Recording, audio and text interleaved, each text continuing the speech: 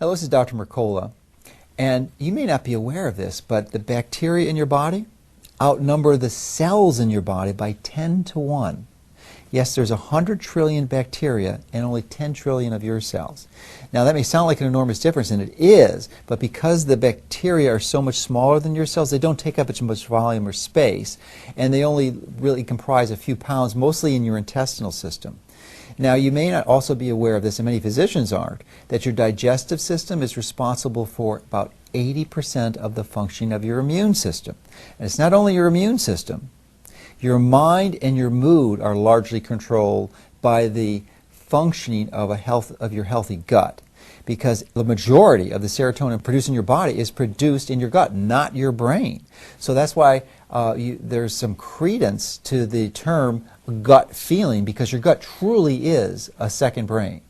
Now, what are some of the simple strategies you and your family can do to make sure that you're optimizing the health of the bacteria in your colon? Because as I said, they outnumber you 10 to 1. So you want to make sure that you're growing good, healthy bacteria. And in many ways, growing is a good analogy because it's very similar to a garden.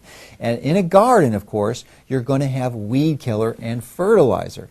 Well, let's talk about fertilizer for a minute, because you obviously want to nourish the good bacteria and you want to diminish the growth of the bad bacteria, or the fungi or the anaerobic bacteria. So one of the most powerful and potent strategies you could do is to eliminate sugar and foods that convert to sugar very rapidly. Fruit juices, even artificial sweeteners. What these will tend to do is they act as nourishment or fertilizer for the bad bacteria, the anaerobic bacteria, the fungi, the yeast. The bacteria that should not belong there in abnormal concentrations will definitely cause you problems and will diminish your body's ability to produce proper neurotransmitters and to optimize your immune system. So you want to stay away from sugar. That's probably the single most important strategy that you can do, is eliminate sugar from your diet. It's a simple strategy, somewhat challenging to implement, but it's very powerful, very profound. Now, the other component is you want to have plenty of good vegetables, because vegetables are, and highly unprocessed organic vegetables free of pesticides, because those serve as fibers, and which are really literally prebiotics.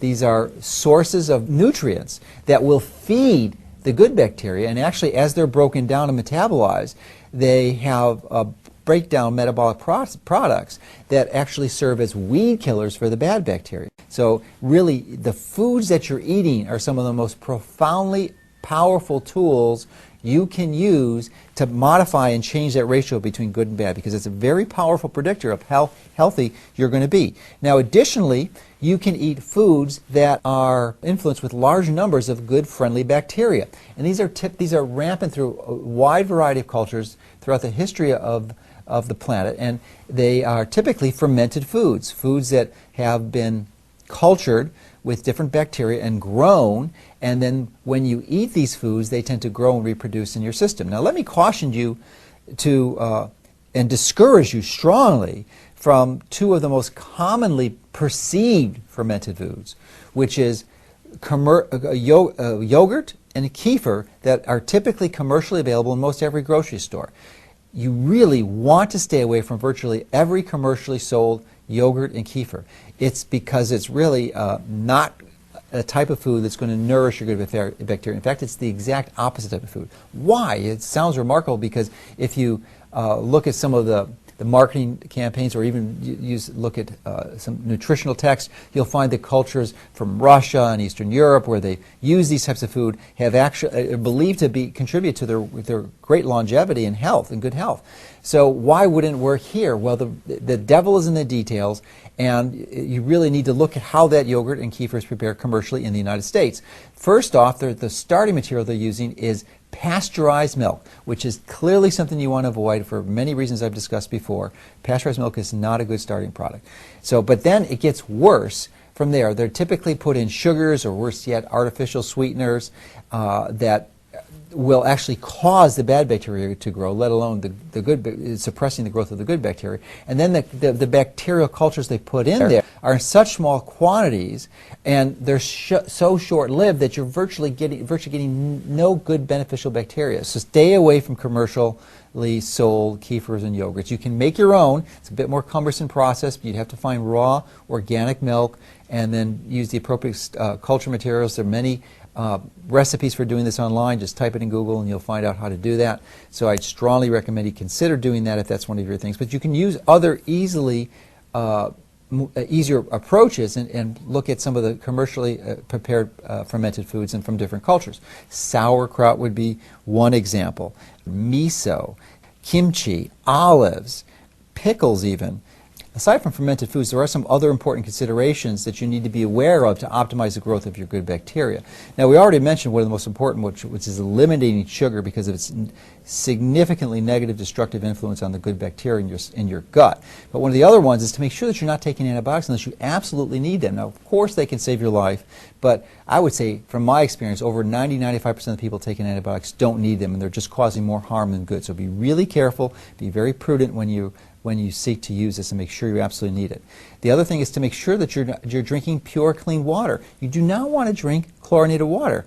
Chlorine is in the water. Why? To kill infections. Thank God it's there. It sterilizes, it sanitizes the water so that we don't get dysentery or some other diarrhea-producing illness that could potentially kill us. So I'm very grateful for the sanitized water as opposed to the water that's available in many third world countries. However, once it's done that function and we have clean water that's disinfected in our homes, it doesn't serve any other purpose. It's just going to kill good bacteria in your system and increase your risk for cancer by producing cancer-promoting chemicals like disinfection byproducts and dioxane and really elements you do not want in your system. So that's a big component. The other is the soap you're using. Do not use antibacterial soap. It has a toxic chemical, a triclosan, but it also is antibacterial. So if you get any of that in your system, it's going to tend to kill the bacteria in your colon.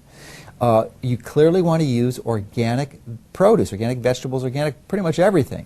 And why is that? Well, the pesticides that they put on these foods are there for a purpose, to kill organisms, to kill fungi or pests, and they can clearly kill the bacteria in your gut, aside from having the direct toxic influences, which of course accumulate over time and can really cause significant health problems for you. So only purchase organic food. Would be another key element. Now, it's important to understand that many health experts, including myself, because in our clinic, when a patient comes in, we routinely recommend to almost every patient that they go on probiotics or good bacteria, because I think it's essential. In many cases, more essential than taking a multivitamin. And many health experts are coming to that conclusion because it has such a crucial role in achieving optimal health. And so many of us are exposed to the factors I just mentioned that's really hard to maintain an optimal food. And so many of us are not taking the fermented foods. So that is a key issue. So then you're left with the choice of, well, how do I identify a healthy brand? Well, let me give you some key principles that you can, and guidelines that you can use. First of all, I would recommend avoid getting the enteric-coated probiotics. Now, that they are good from the perspective that they will improve the likelihood that you'll be able to swallow them and you'll have the